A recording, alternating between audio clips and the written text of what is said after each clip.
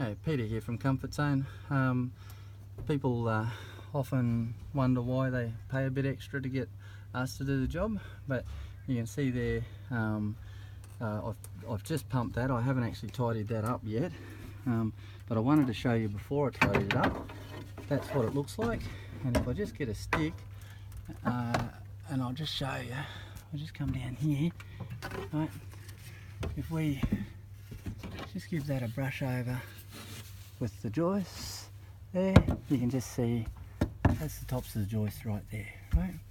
Now, that's what a Comfort Zone job looks like, where the joists are just literally just right there. So see that there? That's the top of the joist, right? And there's just a little bit extra fluff normally laying around, and that's my jobs. Now, and my downlights are normally shrouded like that, or with a polyester bat around them.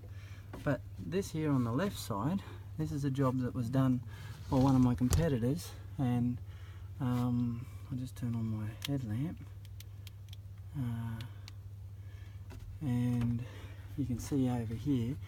Now I've just gone through and replaced all of the downlight covers that they had and put covers on them that are good, but you can see all the way up the roof on the left side that I haven't done yet. You can see all the timber, and on the right side, that's the bit that I did, and you can't see any of the timber tops, right, because it's full to the top, right, and probably just a little bit over, right. But this here's the job that my competitors did over here, where the timber all the way through, you can see the timber like that, right. And that means that when you pay for 100mm of insulation, and you've got a joist here that's 100mm deep, and it only comes up, you know, halfway up the joist, that you're getting half of what you pay for.